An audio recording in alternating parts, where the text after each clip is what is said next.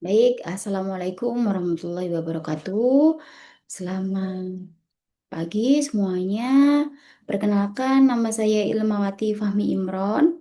Bisa dipanggil Ilma. Saya akan menjelaskan tentang tata kelola dalam pendidikan, yaitu untuk meningkatkan kinerja hasil dari review bukunya Maureen Lewis dan Junilla Peterson tahun 2009.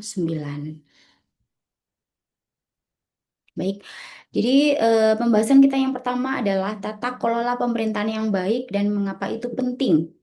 Jadi, tata kelola pemerintahan yang baik itu ada 4 kriteria. Yang pertama adalah informasi, yang kedua adalah insentif, ada yang ketiga adalah standar, yang keempat adalah akuntabilitas. Yang pertama adalah informasi. Informasi itu apa? Informasi adalah bentuk definisi yang jelas tentang keluaran dan hasil yang dikombinasikan dengan data akurat tentang kinerja dan hasil yang dikumpulkan secara berkala yang memungkinkan sanksi dijatuhkan ketika sanksi standar yang ditentukan tidak terpenuhi. Jadi di sini informasi adalah dalam bentuk pemberitahuan ataupun data-data akurat terkait dengan kinerja. Kemudian yang kedua adalah insentif. Yang insentif adalah faktor finansial atau non-finansial yang memotivasi jenis perilaku atau tindakan tertentu dan bisa positif ataupun negatif, yaitu untuk mendorong perilaku atau menghalanginya. Jadi di sini insentif itu ada yang faktor finansial, faktor uang, dan non finansial. Misalnya non finansial itu naik jabatan ataupun pindah ke daerah-daerah yang lahan basah seperti itu. Dan ini biasanya tentu kalau positif ya untuk kemajuan pendidikan, namun kalau negatif ya berhubungan dengan oknum-oknum tertentu. Kemudian yang ketiga adalah standar. Standar itu adalah kriteria atau tolok ukur yang transparan dan diketahui publik yang digunakan untuk menilai dan menginformasikan kebijakan, penyediaan, dan kinerja pendidikan. Standar kalau di dalam guru ataupun dosen itu bisa standarnya adalah sertifikasi begitu ya PPG ataupun sertifikasi guru, sertifikasi dosen juga seperti itu. Jadi ada standarnya bahwa dosen atau guru tertentu itu memang layak untuk menjadi guru ataupun dosen yang profesional. Kemudian selanjutnya adalah akuntabilitas. Akuntabilitas adalah tindakan meminta pertanggungjawaban pejabat publik atau penyedia layanan atas proses dan hasil serta memberikan sanksi jika keluaran dan hasil tertentu tidak tercapai. Jadi, akuntabilitas itu adalah proses dalam meminta pertanggungjawaban pejabat publik atau penyedia layanan.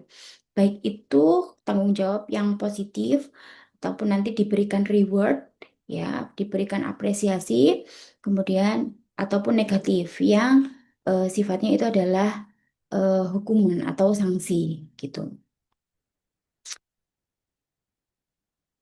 Baik, dan selanjutnya adalah menerjemahkan tata kelola pemerintahan yang baik ke dalam tindakan. Jadi di sini saya gambarkan ada beberapa struktur dalam pemerintahan yang sesuai dalam tata kelola pemerintahan yang baik dan itu dipakai oleh pemerintah kita Indonesia untuk peningkatan kualitas yang baik. Dan ini menurut Junilla ya, jadi ada beberapa tahapan. Yang pertama adalah adanya parlemen atau kebijakan pendidikan. Yang ini nanti hasilnya outputnya adalah undang-undang gitu.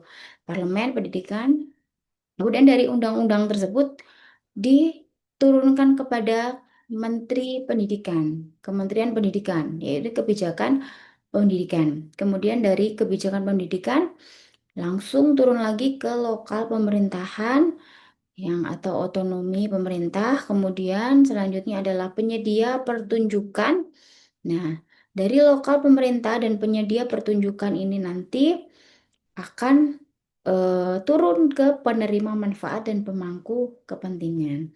Penerima manfaatnya adalah guru dan pemangku kepentingan yang lainnya. Tujuannya untuk apa? Tujuannya adalah untuk kualitas penyampaian layanan dan hasil pendidikan yang lebih baik. Gitu. Kemudian ini ada 9 kriteria atau 9 indikator dalam tata kelola yang baik dalam pendidikan. Yang pertama adalah manajemen anggaran dan sumber daya. Jadi dikatakan eh, pendidikan kita itu baik jika satu, manajemen anggaran dan sumber dayanya itu juga baik. Yang kedua, ada indikator pengeluaran publik dan akuntabilitas keuangan yang jelas. Kemudian yang ketiga, tidak adanya kebocoran anggaran. Kemudian yang keempat, adanya sumber daya manusia yang memadai. Nah, kemudian yang kelima adalah pembelian pekerjaan. Di sini pembelian pekerjaan itu juga mempengaruhi dari tata kelola yang baik juga. Kalau pembelian pekerjaannya baik, berarti juga outputnya juga baik. Kemudian ketidakhadiran guru. Nah, ini ketidakhadiran guru ini juga akan menyebabkan tata kelola pendidikan kita itu juga kurang baik.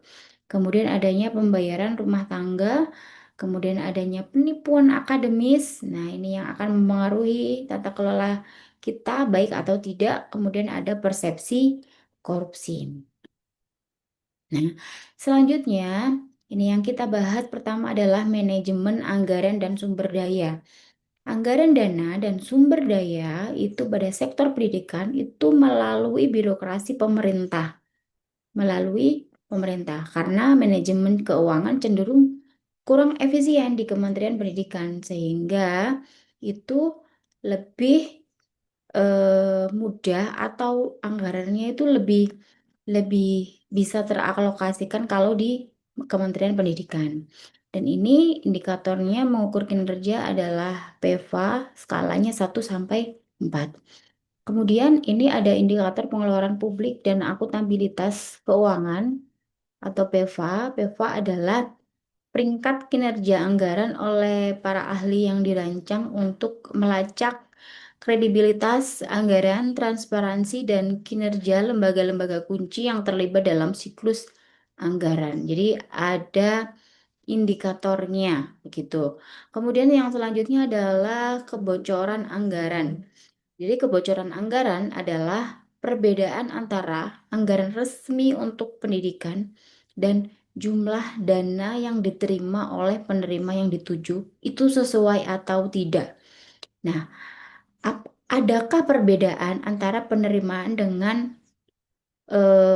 yang pengeluaran yang dikeluarkan oleh keuangan? Nah, itu. Kemudian survei pelacakan pengeluaran publik atau PETS dan tindakan pengeluaran publik atau PER yang merupakan cara penting untuk melacak dana dan meneliti aliran sumber daya publik dalam pendidikan lintas lapisan administratif. Selanjutnya, indikator tata kelola yang baik adalah sumber daya manusia. Jadi di sini guru menempati porsi yang substansial ya dari total dana pendidikan publik dan menimbulkan tantangan manajemen yang signifikan. Mengingat sulitnya mengalokasikan dan mengawasi sejumlah besar pegawai sektor publik. Jadi di sini sumber daya manusia pastinya yang pertama adalah guru. Nah, kemudian di sini ada yang mempengaruhi adalah pembelian pekerjaan. Nah, pembelian pekerjaan ini mengacu pada pembelian posisi publik yang melewati perekrutan berdasarkan kriteria objektif, yang seharusnya objektif, bukan secara ilegal. Begitu. Kemudian ketidakhadiran guru ini didefinisikan sebagai masalah yang urgent dalam sistem pendidikan di negara yang berkembang seringkali dan tidak terukur dan terkadang sama sekali diabaikan. Nah, ketidakhadiran guru itu membatasi akses, mengurangi kualitas pendidikan, sehingga guru perlu dimotivasi untuk meningkatkan kinerjanya, biasanya melalui workshop dan pelatihan. Kemudian solusi terhadap masalahnya adalah penganggaran berbasis kinerja, kemudian meningkatkan transparansi internal, informasi dan penerapan yang sistematis, kemudian meningkatkan pengendalian internal, yaitu pengawasan, audit, dan penyederhanaan. Kemudian yang keempat, memperkuat mekanisme akuntabilitas eksternal, keterlibatan orang tua dan masyarakat, kemudian pembersihan dan manajemen penggajian, melacak aliran dana, mengalihdayakan pencairan dana kepada pihak ketiga yang independen, kemudian memudahkan pengguna akhir untuk mengakses barang dan jasa, memperkenalkan dan menegakkan aturan pengadaan yang jelas dan transparan, kemudian memperkenalkan e-procurement. Kemudian pemantauan eksternal pengadaan yaitu melibatkan pemangku kepentingan, kemudian menindaklanjuti temuan perilaku yang korup dan menetapkan program pengungkapan sukarela. Baik, selanjutnya adalah kinerja sumber daya manusia. Bagaimana caranya meningkatkan kinerja sumber daya manusia? Jadi, yang pertama adalah merancang rekrutmen dan penugasan untuk meningkatkan kinerja. Kemudian yang kedua, perekrutan dan penugasan mencegah favoritisme, nepotisme, dan pembelian jabatan. Yang ketiga, mengurangi ruang terjadinya penyimpangan dalam penempatan guru. Yang keempat, serikat guru mempengaruhi manajemen guru. Yang kelima, menggunakan informasi untuk memperkenalkan akuntabilitas. Yang selanjutnya, mengapa dan seberapa sering guru tidak hadir, ini juga akan mempengaruhi dari kinerja sumber daya manusianya, karena tadi ketidakhadiran guru sebagai sesuatu yang urgent. Kemudian, memotivasi guru untuk meningkatkan kinerjanya. Selanjutnya adalah solusinya, membuat regulasi menjadi jelas dan transparan, sistem rekrutmen dan promosi yang transparan, mekanisme perekrutan dan insentif yang transparan untuk posisi jarak jauh, kemudian memanfaatkan informasi untuk meningkatkan kinerja penyedia, kemudian menggabungkan pemantauan dengan insentif, kemudian pembayaran berdasarkan kinerja yang dikombinasikan dengan akuntabilitas, kemudian manajemen guru berbasis sekolah, memperkenalkan ujian standar, dan yang terakhir adalah guru kontrak itu dapat menggantikan pegawai negeri sipil jika memang PNS tersebut banyak jam mengajarnya atau kesusahan. Baik, selanjutnya adalah pembayaran rumah tangga. Di sini ada pembayaran informal, itunya seperti apa. Kemudian pembayaran informal itu terkait dengan seragam, membeli buku LKS, ya seperti itu. Kemudian penagihan biaya untuk penerimaan kemajuan dan tingkatan tertentu. Yang ini biasanya tidak ada gitu ya. Kalau naik kelas ya berarti tidak ada penagihan biaya, namun ada sekolah tertentu yang masih eh, menggunakan penagihan biaya untuk kenaikan kelas gitu. Terus kemudian adanya bimbingan belajar privat yang tidak sukarela. Sebenarnya bimbingan belajar privat itu harusnya berbasis sukarela atau berapapun gitu. Tapi itu kalau di negara yang maju, kalau di negara yang berkembang ini itu masih ditentukan harganya atau jasanya itu berapa. Oke, solusinya yaitu mengganti biaya pengguna informal dengan formal. Berarti semua pembiayaan itu seharusnya pemerintah yang mengatasi kualitas pemerintahannya, keuangan pemerintahannya. Kemudian yang kedua, menggunakan kampanye untuk memberitahu orang tua tentang hak pendidikan. Oke, kita sebenarnya sudah tahu tentang hak pendidikan, namun karena tata kelola pemerintahan pendidikan Indonesia itu masih buruk ya, sehingga ya kita sudah tahu haknya, tapi ya mau gimana lagi kan gitu. Karena tata kelola Indonesia ini yang masih buruk, sehingga semuanya ya masih bergantung pada uang orang tua begitu. Seharusnya kan untuk pemerintah, dari pemerintah. Hukuman untuk menyontek saat ujian. Oke, selanjutnya adalah persepsi korupsi. Bentuk korupsi dalam bidang pendidikan mencerminkan lemahnya tata kelola pemerintahan yang baik dan lemahnya penyediaan layanan. Ya ada persepsi korupsi misalnya ada kasus tentang kerumpuk dan lain sebagainya, atau ada dana dari apa namanya MBG seperti itu yang mencuat begitu ya. Oke, kesimpulannya adalah peran tata kelola yang baik dalam meningkatkan kinerja penyediaan pendidikan itu sangat penting dan berguna untuk diskusi kebijakan, program, dan implementasi. Kemudian, banyak penelitian telah dilakukan untuk merancang program pendidikan yang baik. Misalnya, kualitas pendidikan, anggaran, dan manajemen keuangan. Sebagian besar pengetahuan tersebut menjadi dasar bagi agenda pendidikan negara-negara. Namun, tantangan untuk menerjemahkan atau mengimplementasikan konsep tersebut ke dalam pendidikan itu sangat sulit dan rumit karena tadi di awal harus dari parlemen, kemudian dari menteri pendidikan, kemudian baru ke lokal pemerintah hingga ke guru dan ke siswa.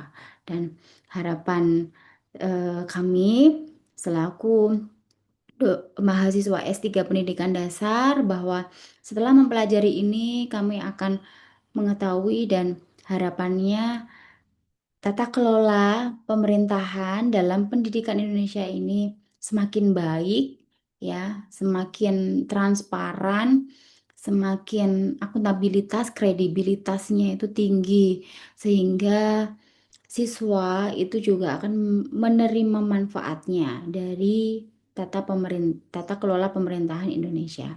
Baik, demikian yang dapat saya sampaikan. Mohon maaf jika ada kesalahan, kekurangan. Saya akhiri. Wassalamualaikum warahmatullahi wabarakatuh.